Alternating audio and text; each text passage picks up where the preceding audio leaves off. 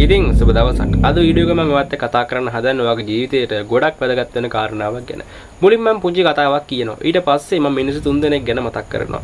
මේ වීඩියෝ එක අවසාන වෙනකොට ඔයාගේ ජීවිතයේ සාර්ථකත්වය ගැන ඔයා කල්පනා කරන විදිහ සෑහෙන තරමින් වෙනස් වෙලා තියෙවි. මම මුලින්ම කතාව ගැන කියන්නම්. ඔයාලා බලලා ඇති How to Train Your Dragon 1 කියන මූවි එක. මේකේ ස්ටෝරි එක ඔයා දිහා බැලුවොත් මතු පිටින් බැලුවොත් ඒකේ තියෙන්නේ මකරෙක් එක්ක යාළු වෙන කොල්ලෙක්ගේ කතාවක්. හැබැයි ඒක අපි ඇතුළාන්තයෙන් බැලුවොත් ඒකේ තියෙන ඊට වඩා වෙනස් කතාවක්. මේ වයිකින් වල ජීවත් වෙන බර්ක් කියන ගම් මකරුන් එක්ක ලෝක යුද්ධයක් අරගෙන යනවා. මේ ගමේ නායකයාගේ පුතා තමයි හිකප්. හිකප්ට මේ කිසිම දෙයක් කරන්න බෑ. මකරු එක සටන් කරන්න හිකප්ට කිසිම අවසරයක් මේ ගමේ කවුරුවත්ම ලබා දෙන්නේ නෑ. එයාගේ යාළුවෝ, එයාගේ ගමේ අය හැමෝම මකරු එක සටන් කරනවා. හැබැයි හිකප්ට එහෙම chance එකක් හම්බෙන්නේ නෑ සහ හිකප් තේරුම් අරගෙන තියෙනවා මට එහෙම දෙයක් කරන්න බෑ කියලා. ඒ වුණ දවසක් හිකප් තමන්ගේ හිතට ලොකු ධෛර්යයක් අරගෙන කාලරක්ෂයා කියන මේ ගමේ මිනිස්සු තාමත් හරියට විදිහට දැකලා නැති මකරෙක්ට පහර දෙනවා. ඉතින් මේ මකරාව කැලේක් තැනකට වැටෙනවා. පස්සේ දවසක හිකප් යනවා මේ මකරාව බලන්න. හිකප් යනකොට එයා දකිනවා මේ මකර තාමත් පණ පිටින් ඉන්නවා කියලා. එයා මේ මකරාව මරන්න උත්සාහ කරනවා. හැබැයි හිකප්ට මේ මකරාව මරන්න පුළුවන් වෙන්නේ නැහැ. හිකප් මේ මකරාව බේර ගන්නවා. හැබැයි ප්‍රශ්නේ තියෙන්නේ මකරාගේ තට්ටකට පහර වැදිච්ච හින්දා ඒ මකරාට පියාඹ බන්න බැරි වෙච්ච එක ගැන. හිකප් දවසින් දවස ගිහිල්ලා මේ මකරාට කෑම අරගෙන ගිහිල්ලා මේ මකරා කලුන් තට්ට හදලා මේ මකරාත් එක්ක යාළු වෙනවා. අන්තිමට හිකප් මුළු ගමේම සිටින සිතුවිල්ල වෙනස් කරනවා. එයා මකරුන් එක්ක යාළු වෙනවා. ගම මෙච්චර කාලයක් මකරුන් එක්ක තියාගෙන තිබ්බු සටන ඉවර වෙනවා. පරම්පරා ගානක් තිස්සේ මකරු එක්ක ලොකු යුද්ධයක පැටලලා තිබ්බ බර්ක් කියන ගමේ වයින්වරු අන්තිමට Tamanටම කියලා මකරු තෝරගන්නවා.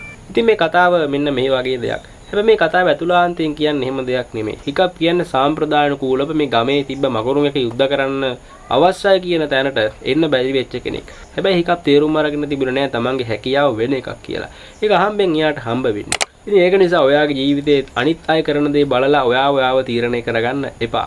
මොකද ඔයාගේ ජීවිතේ ඔයාට පුළුවන් වෙන දේ වෙන කෙනෙක්ට බැරි වෙන්න පුළුවන්. අර හිකප්පි කතාව වගේ. හිකප්පි වටේ ඉන්න හැමෝටම පුළුවන් මකරුන් එක්ක යුද්ධ කරන්න. ඒගොල්ලෝන් විනාශ කරන්න. හැබැයි හිකප්ට එහෙම දෙයක් කරන්න බෑ. හිකප් ඊට වඩා දෙයක් පුළුවන් වුණා. එයාට පුළුවන් වුණා මකරුන්ව හීලා කරගෙන මකරුන් එක්ක යාළු වෙන්න. ඉතින් මේ වගේ ඔයාටත් ඔයාගේ ඇතුලේ හැංගිච්ච හැකියාවන් තියෙනවා. අපි අපේ ජීවිතය ගෙවාගෙන යනකොට අපිට කරන්න තියෙන්නේ මේ අපේ හැංගිලා තියෙන හැකියාවන් හොයාගන්න එක. අධ්‍යාපනය තුළින් අපිට අවස්ථා ලබා දෙන්නේ අපේ ඇතුලේ තින්ගලා තියෙන ස්කිල්ස් හඳුනා ගන්න. ඒව හඳුනාගත්තට පස්සේ ඒවා ප්‍රගුණ කිරීමෙන් අපිට අපි හිතා ගන්නවත් බැරි තරම් තැනකට ජීවිතේ කරගෙන යන්න පුළුවන්. ඊළඟට මම අර කියනවා කිව්ව මිනිස්සු 3 දෙනා ගැන.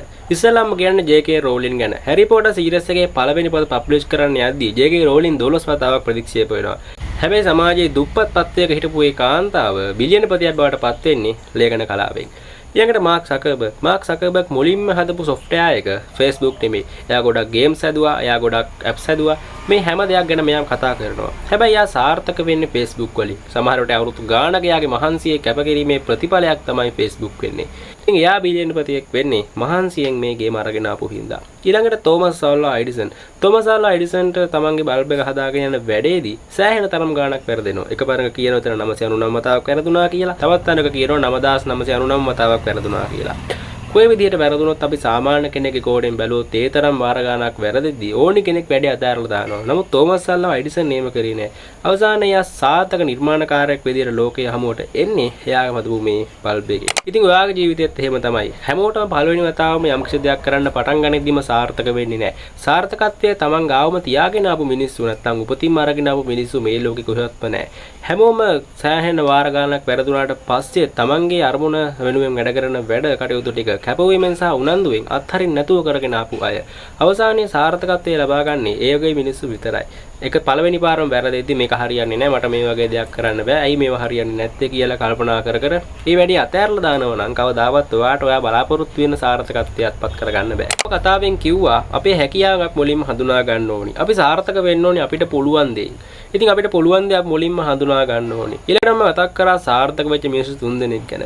මේ මිනිස්සු තමන්ගේ වැඩපිළිවෙල අතාරින්නේ නැතුව කඩාවැටීම් වලට හරියට මුහුණ දෙලා කැපවීමෙන් වැඩ කරලා ඉස්සරහට ගියපු අය.